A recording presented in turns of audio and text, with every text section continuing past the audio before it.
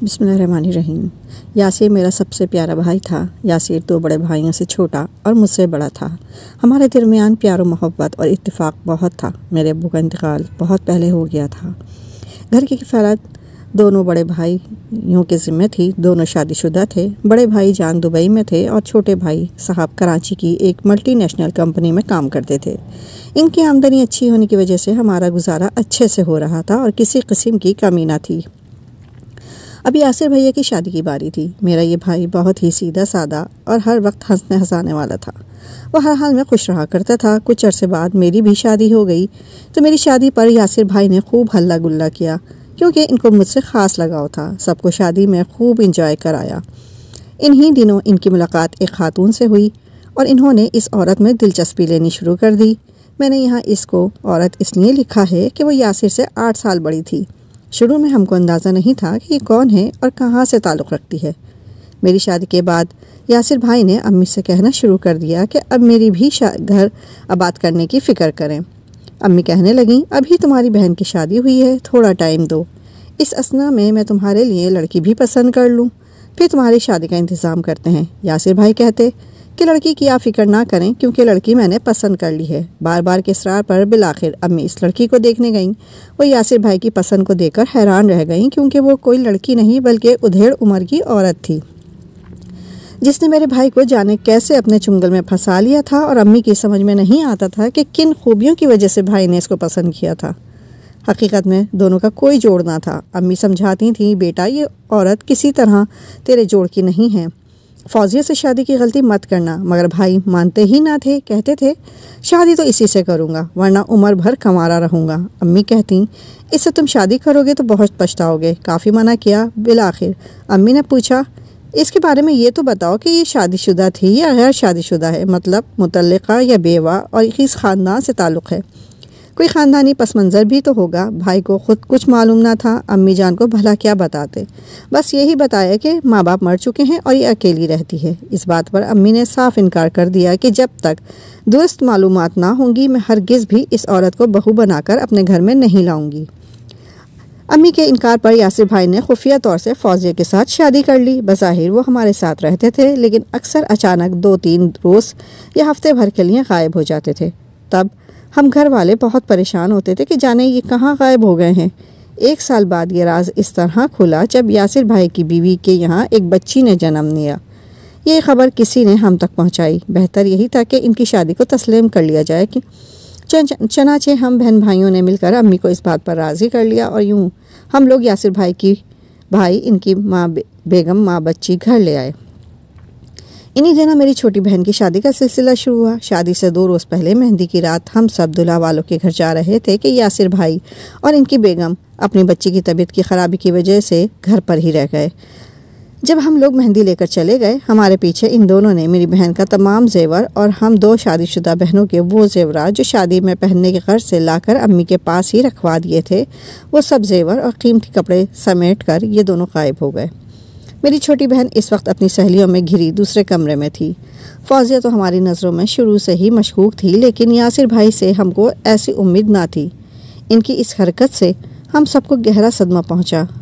یوں ہم لوگوں نے ان سے قطع تعلق کرنے کا فیصلہ کر لیا۔ بہن کی شادی تو خیر سے جیسے تیسے ہو گئی، مگر یاسر بھائی نے اپنی محبت اور عزت کو ہم سب کے دلوں سے کھرچ کر پھینک دیا۔ کچھ عرصے بعد ہماری امی کا انتقال ہو گیا۔ انہیں یاسر بھائی کی اس حرکت کا بہت غم تھا۔ ہم سوچ بھی نہیں سکتے تھے کہ میرا یہ بھائی اس درجے کٹھور نکلے گا کہ وہ امی کے انتقال کی خبر سن کر بھی نہیں آئے گا۔ سبھی کو انتظار تھا کہ فوزیہ نہیں تو یاسر ماں کا آخری دیدار کرنے ضرور آئے گا، مگر وہ نہ آیا۔ خیر، رو دھو کر صبر کر لیا۔ وہ ہم سے دور تھے، دل کو ایک ڈھارس تھی کہ جہاں بھی رہیں خوش رہیں۔ بہن کی مہندی کے دن قیمتی کپڑے اور زیور چرا کر لے جانے والوں کو ہم نے معاف کر دیا کہ رشتہ ہی ایسا تھا۔ ایک دن اچانک اطلاع ملی کہ ہمارے یاسر بھائی اب اس دنیا میں نہیں رہے، بلکہ ان کو قتل کر دیا گیا ہے۔ ان کو قتل کسی اور نے نہیں کیا تھا، بلکہ یہ کام ان کی بیوی فوزیہ نے سر انجام دیا تھا۔ سب کہہ رہے تھے کہ اسی لیے منع کیا تھا کہ فوزیہ سے شادی مت کرو، والدین سے نافرمانی کی سزا اسی دنیا میں مل گئی۔ فوزیہ کو انہوں نے زمانے بھر سے ٹکر لے کر اپنایا تھا، اپنا نام دیا تھا اور معاشرے میں باعزت مقام دیا تھا، اور اس بے ننگ و نام عورت نے کیا کر دکھایا۔ جب ہم روتے دھوتے ان کے گھر پہنچے تو ان کے جسد خاکی کو پولیس نے لے گئی تھی، کیونکہ در و دیوار پر خون کے چھینٹے تھے اور بستر بھی لہو سے رنگین تھا۔ فوزیہ کا بیان تھا کہ وہ اپنی ماں کے پاس ملنے گئی تھی تو رات وہاں ٹھہر گئی۔ اس کی غیر موجودگی میں چور ڈاکو گھر میں گھسے اور جب یاسر نے مزاحمت کی تو وہ ان کو مار کر چلے گئے۔ پولیس نے تفتیش کی، پاس پڑوس سے معلومات حاصل کی تو پتہ چلا یاسر کی غیر موجودگی میں کوئی شخص آتا تھا اور کبھی کبھی 2 بچے بھی ساتھ آتے تھے جن کی عمریں 3 اور 5 برس تھیں۔ جب میرے بھائی کو یہ سنگن ہوئی کہ کوئی شخص ان کی غیر موجودگی میں آتا ہے تو فوزیہ نے ہنگامہ کھڑا کر دیا کہ میرا کزن آتا ہے، تمہیں کیا اعتراض ہے؟ میرا بھائی سیدھا سادہ اور بھولا بھالا تھا، وہ نیک نیت تھا، اس نے خاموشی اختیار کر لی مگر لوگوں نے چپ نہیں سادھی۔ وہ مسلسل احتجاج کرتے رہے۔ پڑوسیوں کے تیوروں سے گھبرا کر میرے سلجھو بھائی نے اپنا ٹھکانہ بدل لیا اور ایک چھوٹے محلے میں اوپر کی دوسری منزل کا 2 کمروں کا مکان لے کر وہاں رہنا شروع کر دیا۔ یہاں بھی کچھ دن تو معاملہ سب ٹھیک رہا، پھر پاس پڑوس کے لوگوں نے سنگن لینی شروع کر دی کہ جب یاسر کام پر چلے جاتے ہیں ان کی بیگم کے پاس کوئی شخص آتا ہے اور سارا دن رہتا ہے، پھر یاسر کے آنے سے تھوڑی دیر پہلے وہ چلا جاتا تھا۔ انہوں نے یاسر کو بتایا کہ آپ کی بیوی کے پاس جو شخص آپ کی غیر موجودگی میں روز آتا ہے وہ کون ہے؟ اب یاسر بھائی کے کان کھڑے ہو گئے۔ انہوں نے فوزیہ سے کہا کہ ہو نہ ہو یہ کوئی تمہارا آشنا ہے، ورنہ کوئی میں کیسے ہوتا تو مجھ سے ضرور ملتا۔ وہ ٹھٹائی سے بولی، ہاں میرا سابقہ شوہر ہے، میرے 2 بچوں کا باپ ہے، تم سے شادی کی خاطر میں نے اس سے طلاق لی تھی، تم نے مجھ کو اپنے چنگل میں جو پھنسا لیا تھا۔ مجھے بعد میں پتہ چلا کہ عشق کا بھوت چند روزہ ہوتا ہے اور ماں بچوں کے سے دور نہیں رہ سکتی۔ تم نے میرا ہنستا بستا گھر برباد کر دیا۔ یاسر نے کہا، اگر بچوں کا معاملہ ہی ہے تو تم اپنے پہلے شوہر سے بچے لے آؤ، میں ان کو بھی رکھ لوں گا اور پال لوں گا، لیکن میرے گھر میں کوئی غیر شخص آئے مجھے یہ گوارا نہیں ہے۔ وہ بولی کہ وہ مجھ سے بچوں کو ملانے لاتے ہیں، یہی تو میں کہہ رہا ہوں کہ بچوں سے ضرور ملو، کوئی روک ٹوک نہیں ہے، مگر کوئی غیر میرے غیر موجودگی میں نہیں آنا چاہیے۔ میں نے کہا نا کہ وہ غیر نہیں، میرے بچوں کا باپ ہے، تم پھر اس کا گھر چھوڑ کر کیوں آئیں؟ اتنا ہی خیال تھا تو طلاق کیوں لی؟ طلاق کے بعد اب وہ غیر ہے اور تمہارا اس شخص سے ملنا جائز نہیں ہے۔ تمہاری خاطر اس کو چھوڑا اور بچوں کو بھی چھوڑا اور تم میرا احسان نہیں مانتے، الٹا باتیں بنا رہے ہو۔ غرض اس بات پر دونوں میں تو میں ہوئی اور کافی جھگڑا ہوا۔ فوزیہ کے زور زور سے بولنے اور رونے کی آواز بھی پڑوسیوں نے سنی۔ اس کے بعد کچھ عرصے خاموشی رہی۔ اس شخص نے جو فوزیہ کا سابقہ شوہر تھا آنا ترک کر دیا تو فوزیہ گھر سے باہر جانے لگی۔ اس بات کا علم بھی پڑوسیوں کے ذریعے ہی یاسر بھائی کو ہوا۔ وہ خود تو ملازمت پر چلے جاتے تھے، ان کو نہیں پتہ تھا کہ ان کے پیچھے یہ عورت کیا کرتی ہے۔ بہرحال جب بات حد سے بڑھ گئی تو ایک دن فوزیہ کے سابقہ شوہر اور فوزیہ نے یاسر بھائی کو راہ سے ہٹانے کا منصوبہ بنایا تاکہ دونوں پھر سے رشتہ ازدواج میں منسلک ہو جائیں۔ در حقیقت میں وقتی جذبات سے مغلوب ہو کر اس عورت نے طلاق لے لی تھی، مگر بچوں کی محبت اور اپنے شوہر کا خیال دل سے نہ گیا۔ تبھی وہ 2 کشتیوں کی سوار ہو گئی تھی۔ 2 کشتیوں کا سوار ہمیشہ خواہ ہی ہوتا ہے اور وہ کبھی کنارے پر نہیں پہنچ پاتا۔ یہی حال اس عورت کا بھی ہوا۔ جب دیکھا اس کے خاوند سے ملنے پر یاسر بہت زیادہ مزاحمت کر رہے ہیں اور ان کی ملاقاتیں آسان نہیں رہیں تو دونوں نے مل کر میرے بھائی کو راستے سے ہٹانے کا منصوبہ بنا لیا۔ اور پھر ایک رات جب وہ گھر آئے تو فوزیہ نے کھانے میں نشہ آور گولیاں ملا دیں جس سے یاسر بھائی مکمل طور پر بے ہوش ہو گئے۔ ابھی صبح ہونے میں تھوڑی دیر تھی، فوزیہ کے سابقہ شوہر نے بھائی پر وار کیا تو خنجر ان کے پشت پر لگا، وہ ہڑبڑا کر اڑ گئے۔ دوسرا وار انہوں نے ہاتھ پر روکا، ہاتھ شدید زخمی ہو گئے۔ بھائی زخمی حالت میں باہر بھاگے، وہ شخص بھی چھرا لیے پیچھے بھاگا۔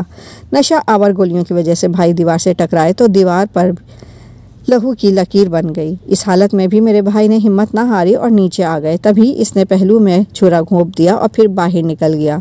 محلے کے ایک لڑکے نے اس کو بھاگتے دیکھ لیا۔ اس لڑکے نے جا کر باپ کو جگایا، اس کے بھائی بھی جاگ گئے۔ سب گلی میں آ کر ادھر ادھر دیکھنے لگے۔ تبھی انہوں نے میرے بھائی کی کراہیں سنی اور وہ دروازے پر پہنچے جہاں میرے بھائی گرے ہوئے تھے اور لہو ان کے بدن سے بہہ رہا تھا۔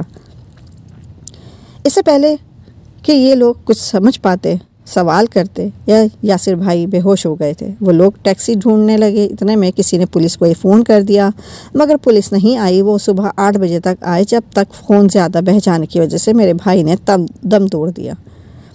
محلے میں رش لگ گیا، پولیس بھی آ گئی اور وہ بیان لینے لگی کہ اسی وقت فوزیہ برقع میں ملبوس گھر کے اندر داخل ہوئی اور شوہر کو ایسی حالت میں دیکھ کر پہلے حیرت کا مظاہرہ کیا، پھر رونے دھونے لگی، جس پر پولیس کو شک گزرا کہ یہ عورت ابھی آئی ہے، پہلے کہاں تھی۔ بہرحال پولیس نے اس کا بھی بیان لیا۔ وہ بولی، میں تو کل شام کی میکے گئی ہوئی تھی اور ابھی آ رہی ہوں کہ شاید میرے شوہر کو ڈاکوؤں نے مار دیا ہے، کیونکہ ان کی کسی سے بھی دشمنی نہیں تھی۔ پولیس والوں نے کہا کہ ان کے گھر والوں کو اطلاع دو۔ بولی کہ لاوارث ہے، اس کے گھر والے نہیں ہیں، وہ مر چکے ہیں۔ اب انسپکٹر کو مزید شک ہوا، کہنے لگا، تم جھوٹ بول رہی ہو۔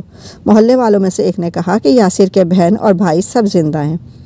پولیس والوں کو اس کے رویے سے مزید شک ہوا کہ یہ ہو نہ ہو شوہر کے قتل سے اس عورت کا گہرا تعلق ہے، کیونکہ صدمے سے نٹھال ہونے کے بجائے وہ خون کے دھبے اور چھینٹے صاف کرنے اور سیڑھیاں دھونے میں لگی ہوئی۔ بولی، لوگ یہاں سے اوپر آئیں گے میرے شوہر کی تعزیت کرنے، تو ان کے جوتوں اور پیروں کو میرے خاوند کا خون لگے گا اور مجھے تکلیف ہوگی، اسی لیے صاف کر رہی ہوں۔ پولیس نے 2 دن بعد محلے والوں کی بیانات کی روشنی میں فوزیہ کو گرفتار کر لیا اور اپنا روایتی طریقہ اختیار کیا، تو اس نے بتا دیا کہ اس نے اپنے سابق شوہر کے ساتھ مل کر یاسر کو قتل کیا ہے۔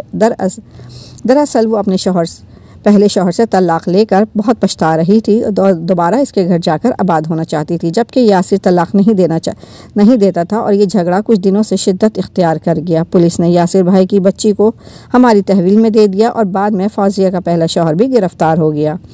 فوزیہ کی کہانی کچھ یوں تھی کہ اس نے بازار حسن میں جنم لیا اور وہیں پر پرورش پائی۔ اس کی ماں اس سے بہت محبت کرتی تھی۔ وہ ایک اغوا شدہ لڑکی تھی جس کو بچپن میں اغوا کر کے یہاں فروخت کر دیا گیا تھا۔ جب وہ اغوا کی گئی اپنے گھر کے باہر کھیل رہی تھی اور 4 برس کی تھی۔ وہ کسی صورت بازار حسن میں رہنا نہیں چاہتی تھی، مگر اس کو یہاں رہنے پر مجبور کر دیا گیا۔ جب وہ بڑی ہوئی تو اس نے تہیہ کیا کہ اگر اس کو اولاد ہوئی اور وہ بیٹی ہوئی تو وہ اس کا نکاح کسی شریف آدمی سے کر دے گی، مگر اس بازار کی زینت نہ بنائے گی۔ رفت خود تو عمر بھر اس دلدل سے نہ نکل سکی، لیکن جب فوزیہ پیدا ہوئی تو وہ اس انداز سے پرورش کرنے لگی کہ یہ لڑکی کسی شریف آدمی کا گھر آباد کرنے کے لائق ہو جائے۔ رفت نے اس کو میٹرک تک پڑھایا۔ کہتے ہیں کہ بچہ جہاں اور جس ماحول میں پرورش پاتا ہے اس پر اس ماحول کا گہرا اثر ہوتا ہے اور اسی ماحول کی چھاپ ہوتی ہے۔ فوزیہ بھی اپنے ماحول سے علیحدہ نہ ہو سکی۔ اس کی ماں نے ایک شریف مگر غریب آدمی سے اس کی شادی کر دی۔ وہ اس سے چند دنوں میں طلاق لے کر لوٹ آئی، کیونکہ غریب آدمی اسے عزت سے تو رکھ سکتا تھا مگر ترنی والے اور روز چرغے نہیں کھلا سکتا تھا، جبکہ فوزیہ تو عیش کی عادی تھی۔ اسی دوران ایک نوجوان رفت کے کوٹھے پر آیا اور اس کو فوزیہ پسند آ گئی۔ رفت نے اس کو بتایا کہ میں اپنی بیٹی کو عزت بھری زندگی دینا چاہتی ہوں، اگر تم کو یہ اتنی پسند ہے تو عزت سے اپنا لو اور شریفانہ زندگی دو، کیونکہ میں نے مجبور ہو کر اس گندگی کو قبول کیا تھا، مگر میری بیٹی مجبور نہیں ہے۔ میں اس کی مالک و مختار ہوں، چاہتی ہوں کہ اس کا کسی شریف آدمی سے نکاح ہو اور یہ شرافت کی زندگی گزارے۔ اس نے کہا، میں بھی شریف خاندان کا چشم و چراغ ہوں، ایک نیک نام زمیندار کا بیٹا ہوں، کچھ رنگین مزاج دوست مجھ کو یہاں لے آئے ہیں۔ میں خود بھی گناہ نہیں کرنا چاہتا، بلکہ جائز زندگی گزارنا چاہتا ہوں۔